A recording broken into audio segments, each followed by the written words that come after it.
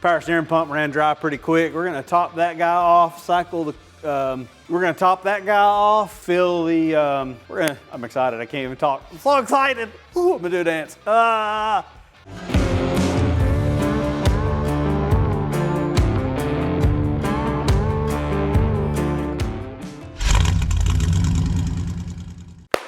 What's going on YouTube? Levi at Old Iron Off-Road out here today, back on Project Yogi. I haven't posted any content in a while and I do apologize. Life has just been super hectic with end of the year stuff, taxes for the business and whatnot, and obviously our workload that we try to keep up with aside from the YouTube thing. Sometimes it's just really hard to pump out content, but enough about that. Today we are back out here on Project Yogi.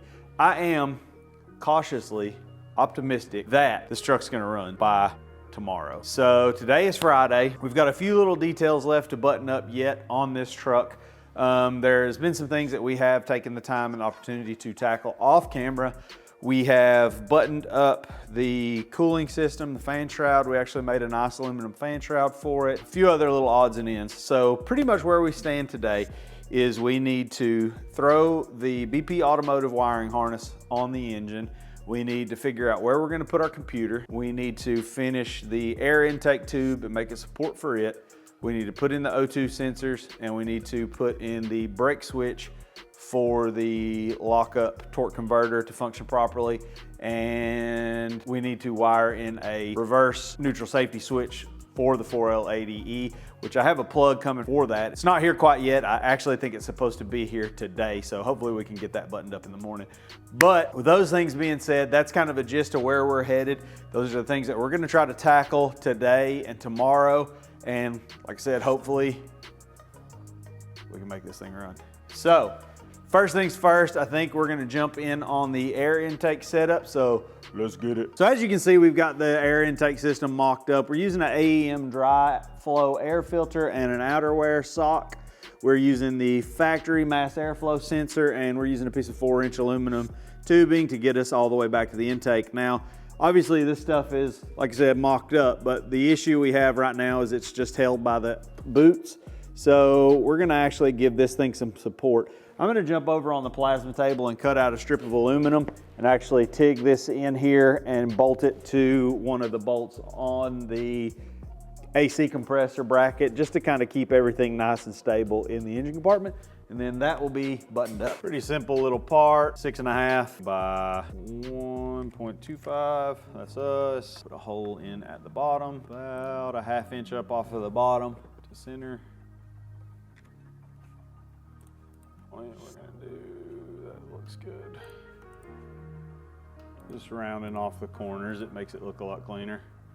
Simple little piece, save as, delete. I've got so many files on this thing, it's ridiculous. So anything that's probably not gonna be used again or not super complicated to draw, we just call it delete. That way we can go through and clean up our file systems later.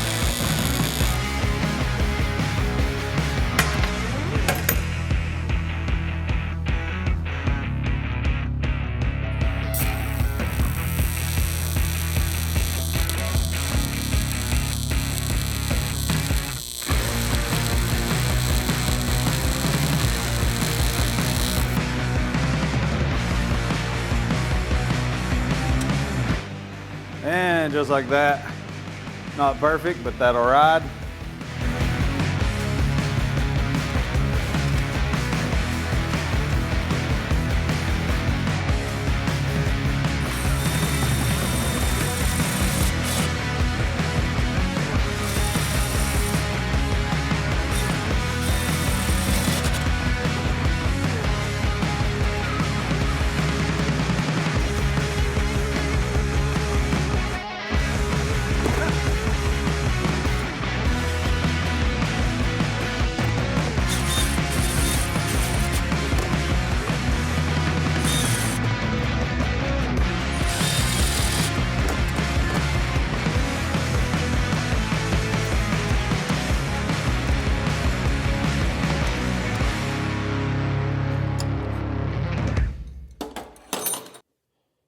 Yeah, that ain't going nowhere.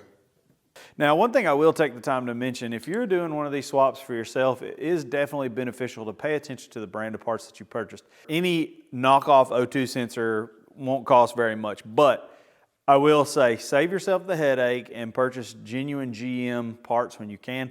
The way I look at it is these parts lasted well over 100,000 plus miles, and they should serve you well on your swap also. So we're gonna pull the plugs out of the O2 sensor bungs on the exhaust. We're gonna jump under the truck, throw these things in.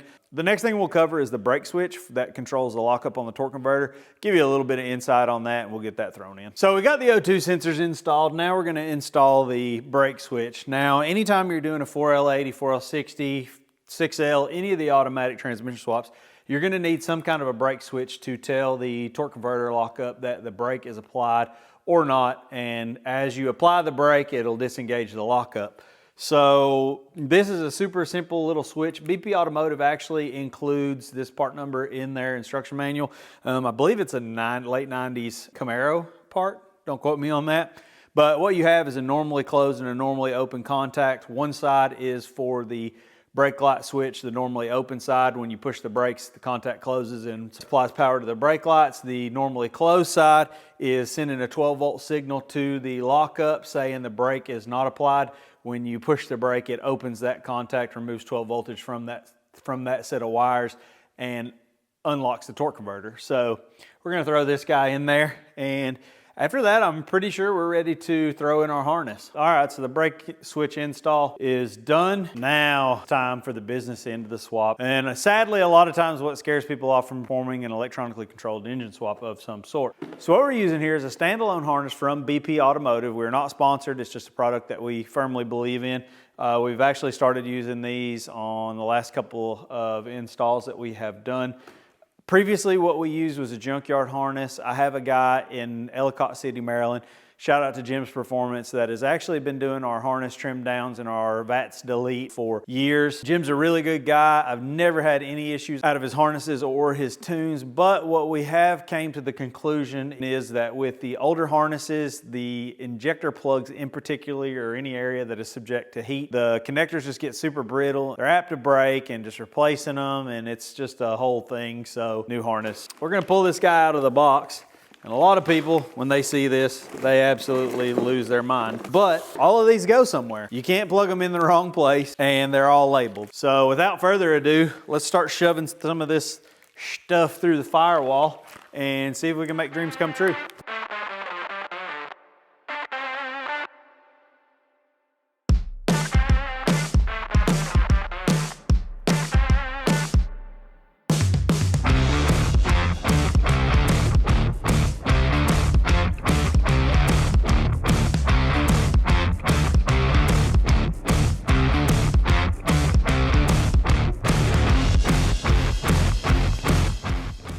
Well, here's what we have left at the business end of the harness. We've got this cluster of wires here. This is all various functions that you can use. Some of it is power stuff. Anyway, our fuel pump feed, we've got a switched ignition power. We've got our TCC brake switch signal. We've got a tachometer feed if we want to use one. We've got a speedometer output if we want one. We've got our malfunction indicator light and our OBD2 wiring. We've got a group of fan relay control wires that we will also not be using. There's that. Now let's take a look at the mess that we have laying on top of the engine. So at first glance, this can again appear very daunting, but again, it can only go one place. So basically the first thing to do is get your mess, figure out which bank is which. So this is bank 1, and this is bank, nope, that's transmission. This is bank 2. Bank 1 refers to the side of the engine that has cylinder number 1. Bank 2 refers to the side of the engine that has cylinder number 2. I'm actually gonna unclip our fuel lines and get them out of my way for the time being. This is our bank 2. This is the side of the engine.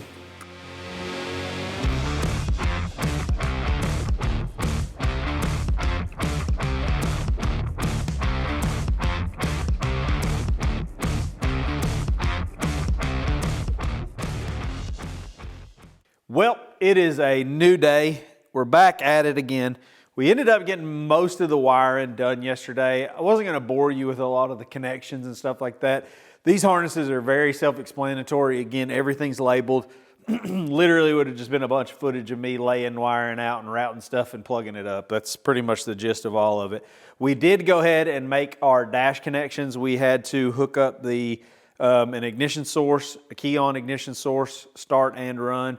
We had to hook up the battery terminal. We've had to hook up the lockup switch to the brake switch. I actually have on the bench now a park neutral reverse switch off of the 4L80. I was taking some time to ohm this out and make sure everything was happy before I wired it to the old neutral safety switch wiring. Real quick, with this, we're armed with a wiring diagram that kind of pointed us in the right direction. So the way the old neutral safety switch wiring works is there is a ground wire that goes down to the old neutral safety switch that in park and neutral is grounded and actually grounds the relay. When you pull it out of park into reverse or drive, any of the drives, it actually removes the ground from the relay and obviously will not let the ignition crank over. So to mimic that system, we need to find something that will supply that ground. So we have two wires here, which I should be able to tie one to a ground. This is actually supposed to be an ignition hot, the way the factory GM stuff would work, but we're not doing that.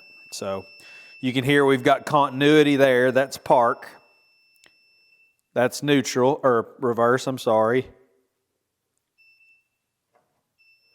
There's neutral. And then all the rest of the gear selections, we don't have any continuity. So all we have to do here is we'll actually put a ring terminal on this wire, tie it to the case. That'll be a ground, and that will trigger our factory relay. Nice and happy.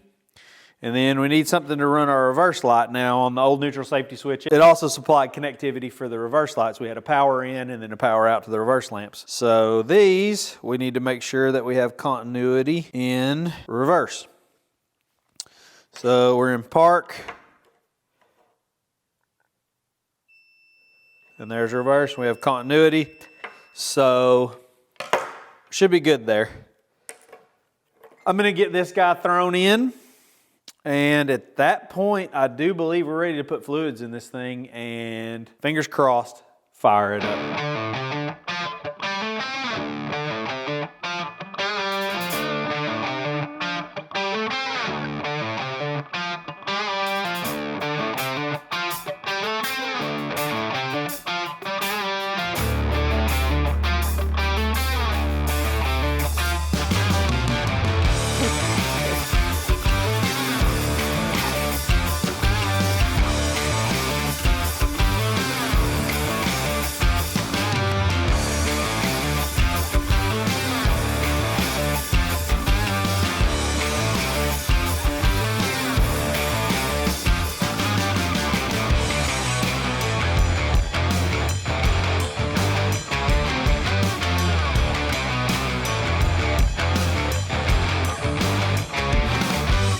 So we've got the fluids all topped off. I actually have the injectors and the ignition system disabled right now.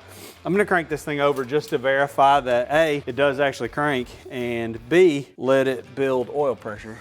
So here goes nothing.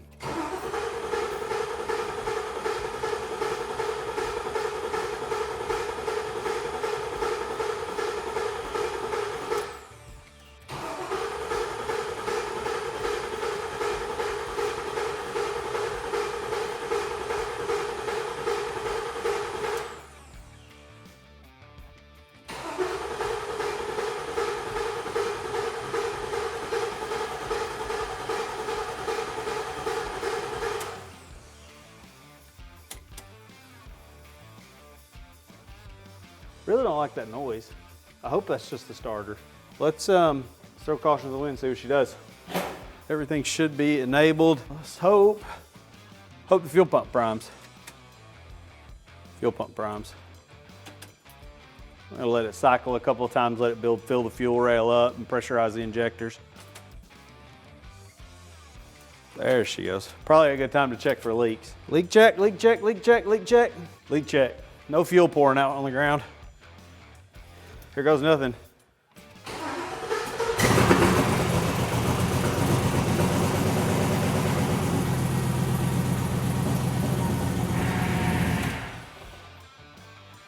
Yay! Power steering pump ran dry pretty quick. We're gonna top that guy off, cycle the, we're gonna top that guy off, fill the, I'm excited, I can't even talk. I'm so excited. Ooh, I'm gonna do a dance. So, it's been a long time since we've been in this truck. I've had a lot going on in life, and this truck has literally been beating on me every time I work on it. You didn't see it, and I'm gonna clean it up in editing so you'll never know, but I've literally spilled every possible fluid on the ground. I spilled a half a quart of power steering fluid. I spilled 2 quarts of automatic transmission fluid. I haven't, knock on wood, spilt coolant yet. Every time I work on this truck, it seemed like it's fought me. To get the shifter mechanism to work right, I had to redo the gate. Hey. Did I just hear a rumble from Yogi? It ran. So now I'm gonna top off the power steering fluid, top off the coolant, and go over this thing one more time. Make sure nothing's leaking out of anywhere and clean up the messes that I have already made. But I'm happy, I'm excited. We'll check back in just a second. Sorry for jumping off camera. It's a little hectic the first time you fire an engine for the first time. A lot of running around, checking fluids, trying to keep stuff topped off, burping, checking temps, checking oil pressure, trying to make sure everything is happy. I had a lifter that was ticking when I first fired it up, which is to be kind of expected on a new engine. Super hectic, and I apologize again for jumping off camera, but I wanted to make sure I didn't miss anything for the sake of filming. But lifter pumped up, finally shut up, and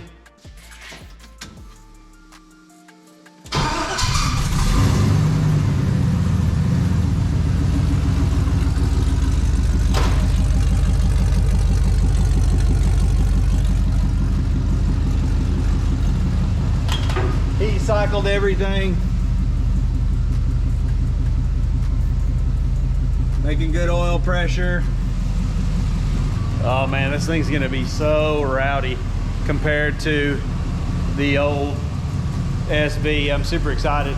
Now obviously I've driven LS swap stuff before, but I'm super happy to have this vehicle back. Yeah, we're stoked. I can't wait to take the first trip in it. A little more powers than the old SV.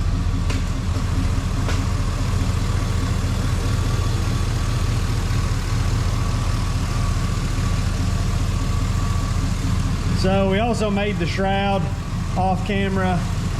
You saw me make that. Still several things to do. I've got to vac down the AC, charge it. I've got to put some vent hoses on the transmission and the transfer case. I've got to rewire my tail lights. My tail light wiring's kind of janky. So I think that is all I've got for today. But yeah, be on the lookout for this guy on a Forest Service road or a trail near you very soon. I appreciate you guys at home taking the time to watch these videos. Make sure you like, comment, subscribe, and as always, enjoy.